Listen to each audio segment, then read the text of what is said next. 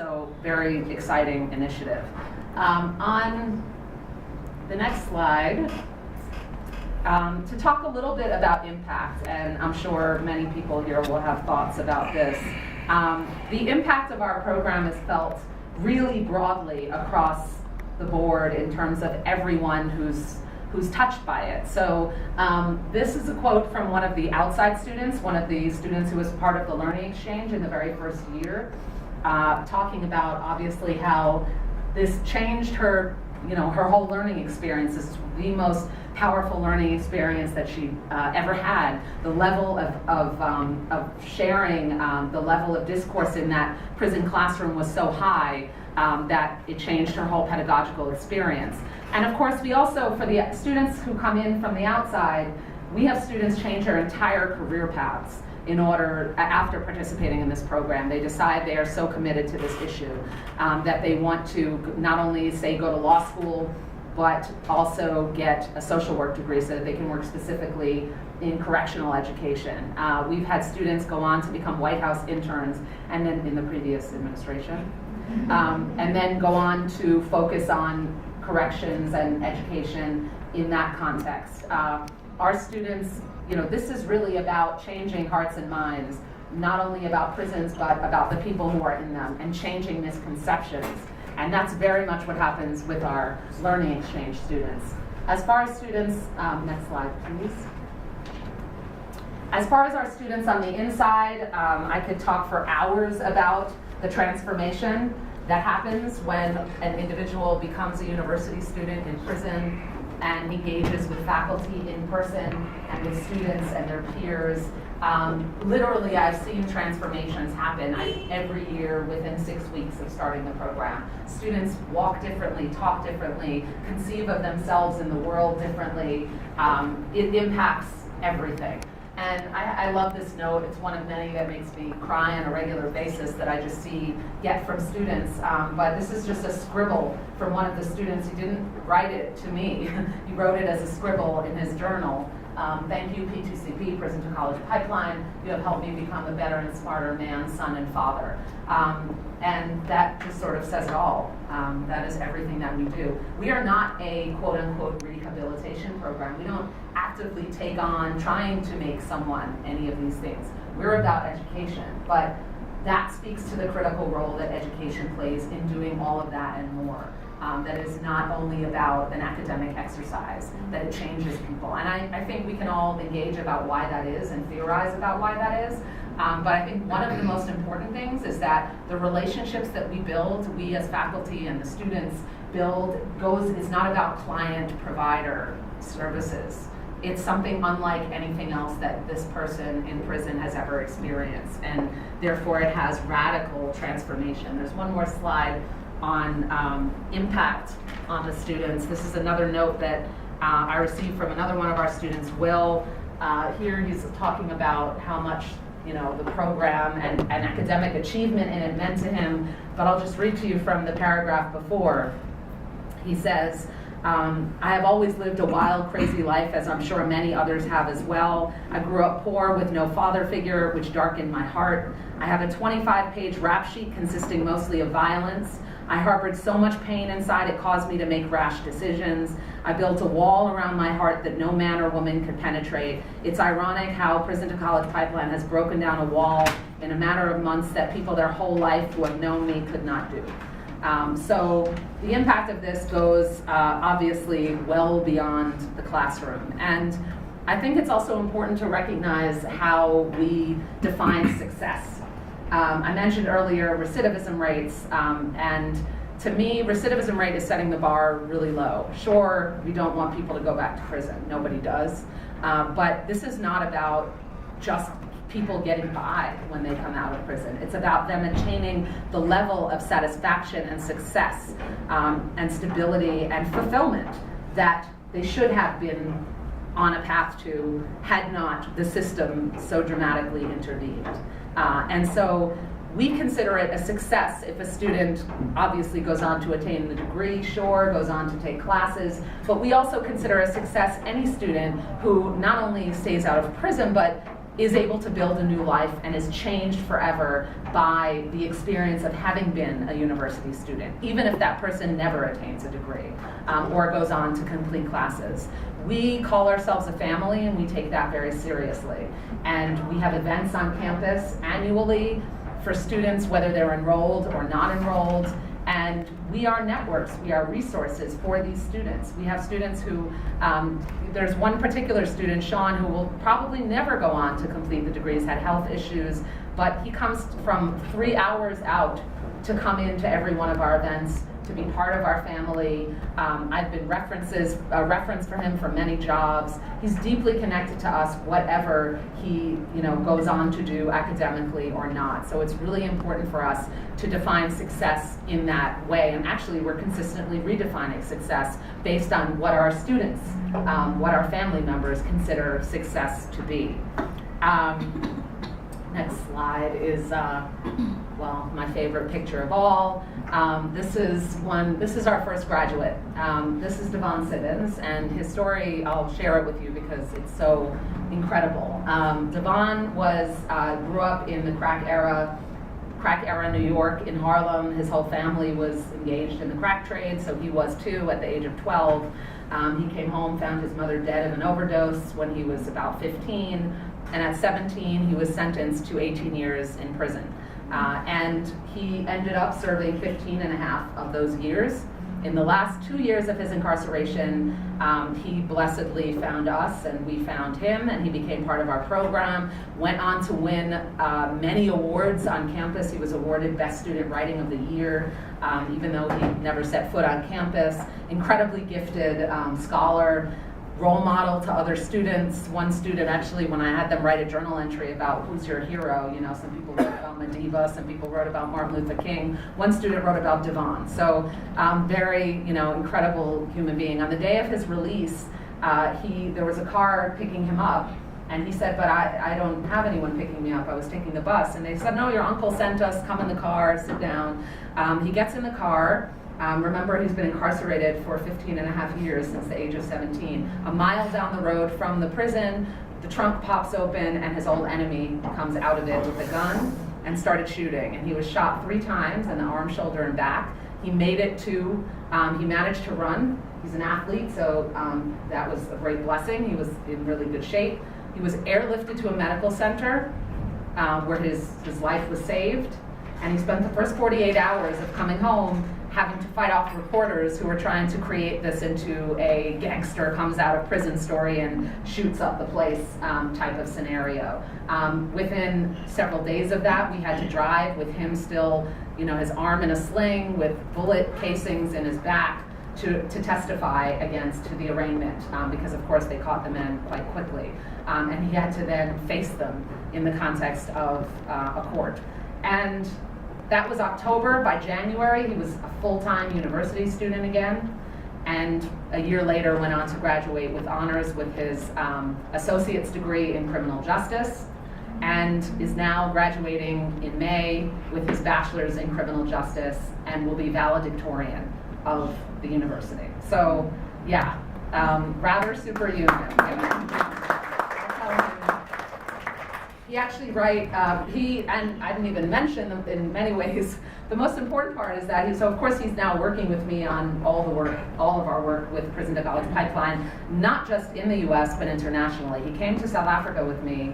I run a study abroad program in Cape Town through UCT on race, resistance, and revolution in South Africa then and now, and we go inside the prisons, we go to Pollsmoor, we go to Drakenstein, and have learning exchanges with the men there.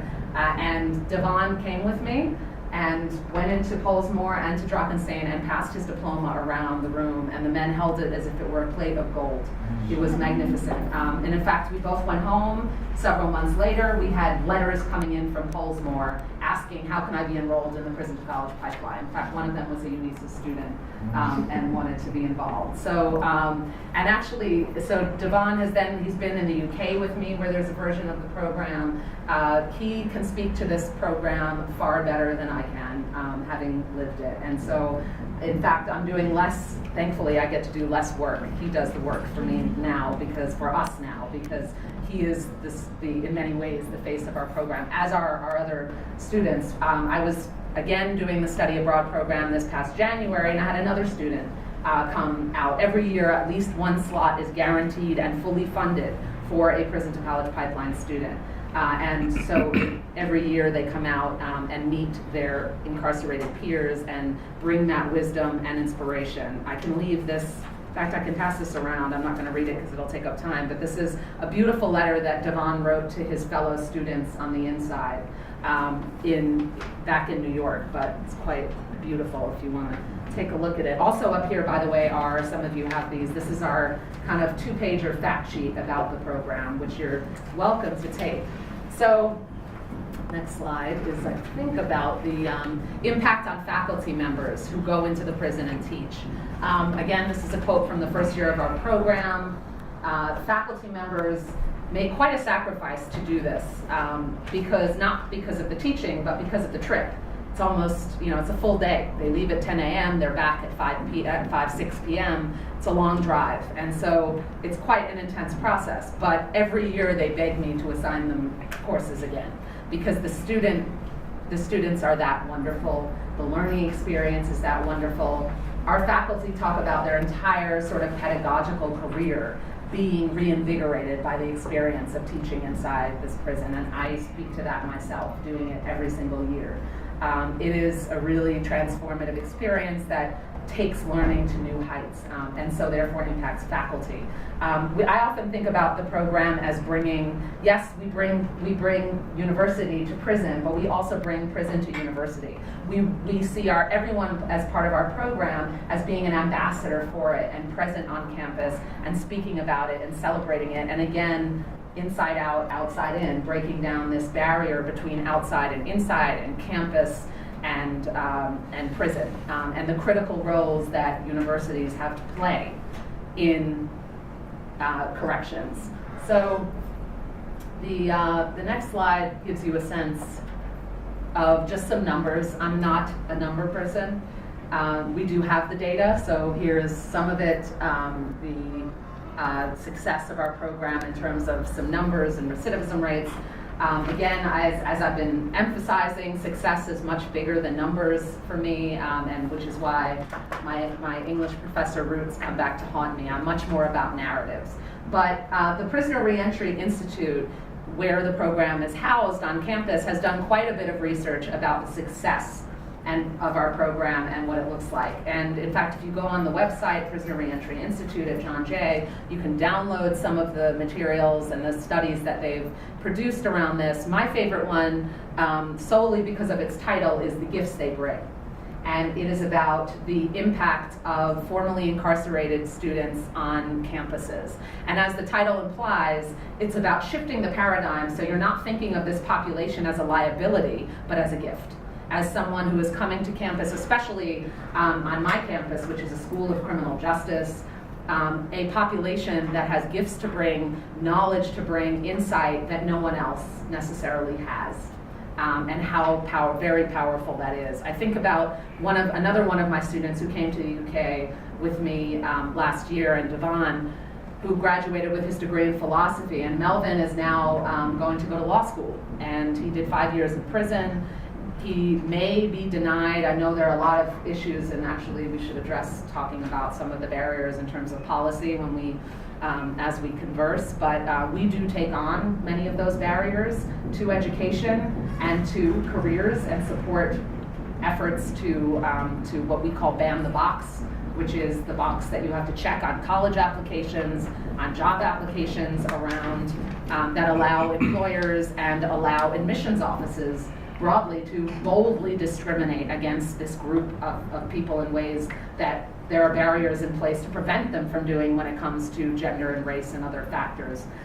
So we're quite engaged in that, and one of those fights is around the legal profession, allowing those with criminal histories, justice-involved individuals to be lawyers. And Melvin, of course, we're very invested in supporting him, and he's been connected with a network of lawyers who are supporting him in this effort. Because after all, there's a group in the US called Just Leadership USA that do wonderful work, and they're all about training formerly incarcerated leaders. That's the essence of what they do. And they have a motto, and it goes, those closest to the problem are closest to the solution, but furthest from power and resources. And so everything that we do is guided by that, and empowering and collaborating with our students to break down these barriers and create genuine access to opportunities. So I think the last slide, that's just my contact information so that you all have it, because I'd be thrilled to hear from you. And I'll turn very briefly to the program in an international context and then open up the discussion to everyone. So since my book, Incarceration Nations, came out, I've been, for the past almost decade now, spending a lot of time looking at systems of incarceration around the world and understanding how the struggle looks so similar, whether, whatever the accent or context. And so as part of that work, I've launched a foundation, the Incarceration Nations Network, which I'm slowly rolling out, which is about connecting the global dots in the struggle to end mass incarceration and coming together in a global sense to tackle this problem, learn from each other, empower those directly impacted, and really think about this not only as a US cause, but as a global one. And one of the pieces of that puzzle is around creating versions of the prison to college pipeline in other countries. And so I've started with the countries that I'm most familiar with and most sort of involved in, because naturally that makes the most sense. So I'm collaborating with the University of West Indies in Jamaica and in Trinidad. And I'm collaborating with Newman University and also Greenwich University in the UK. Greenwich is in London, Newman is in Birmingham. Birmingham has already launched the program, and we went out there to visit it, took Devon and Melvin with me, and they spoke. And it was enormously powerful. I've done some collaborative work in Australia where the situation very much mirrors America in terms of numbers, rising numbers, punitive attitudes, and especially around race and incarceration. The Aboriginal population is the most over-incarcerated population in the world. So some work over there and developing what they're building.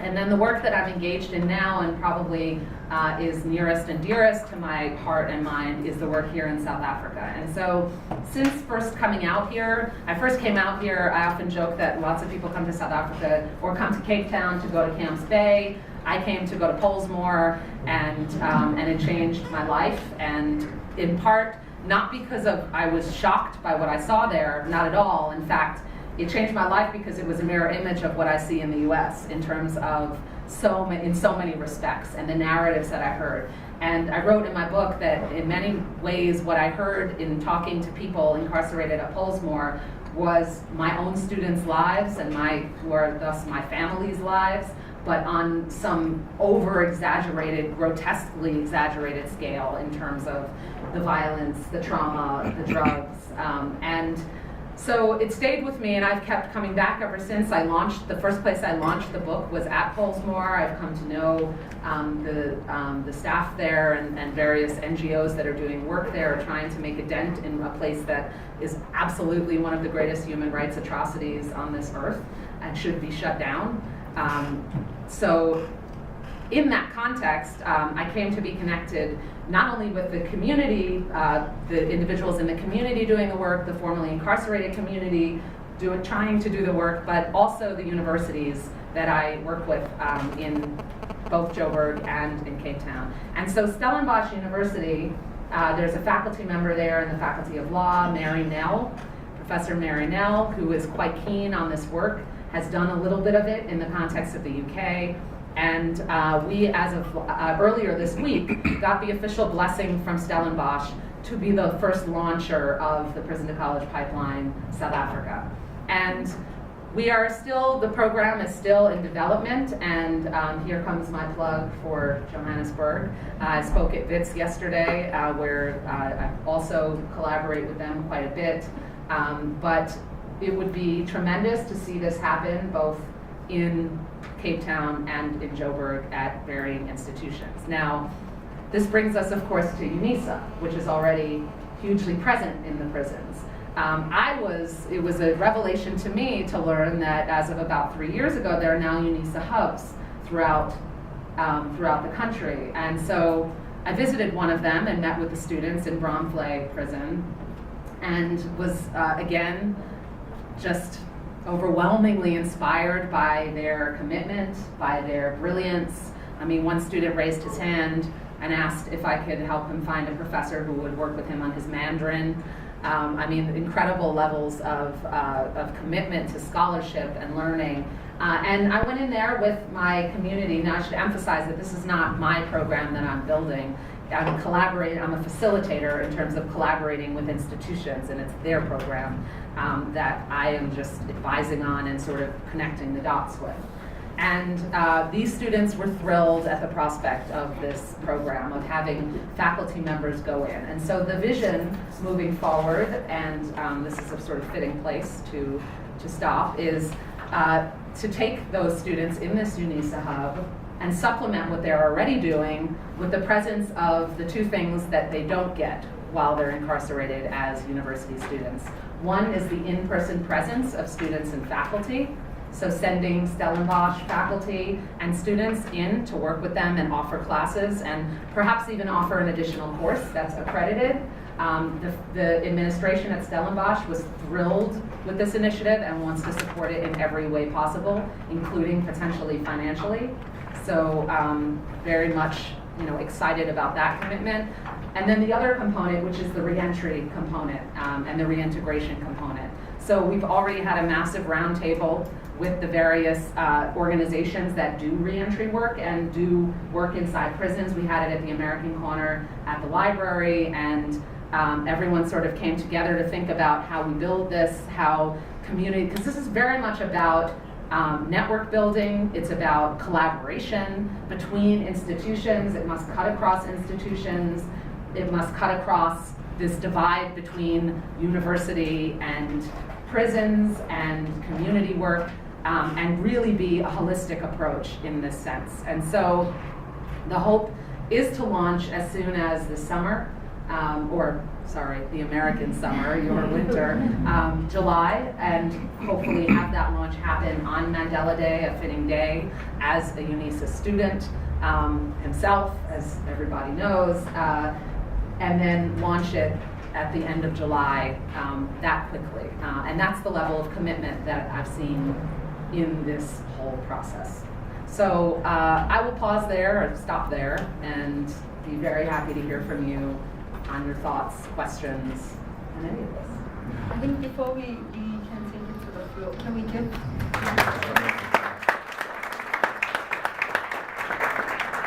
I think there's a lot to chew on from, if you're a student. Luckily, we have students here, whether it's master's, undergraduate students, honors students that are here. We have professors that are here. We have different stakeholders. We've got the DCS, the Department of Correctional Services. So from what you were saying, I'm gathering that in order for this to be possible, we need people from different disciplines. It's a very interdisciplinary process, and therefore, the people that are in this room are the different puzzles of this, pieces of this puzzle. For us to be able to build this, we will need different people to be able to help us.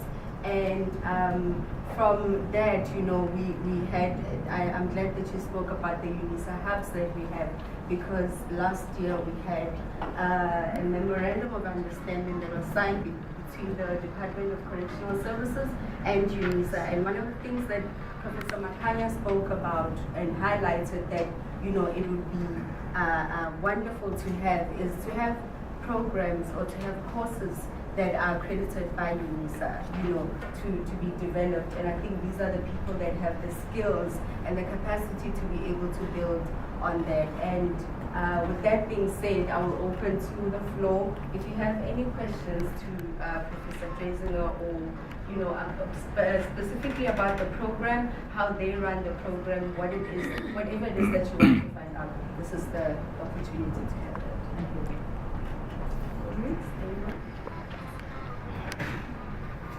My name is Dr. Johnson from NISA, College of Education, Department of Adult Education. I'm really excited about this seminar. Thank you, Dr. Dreisinger, for your time, for your presentation. In fact,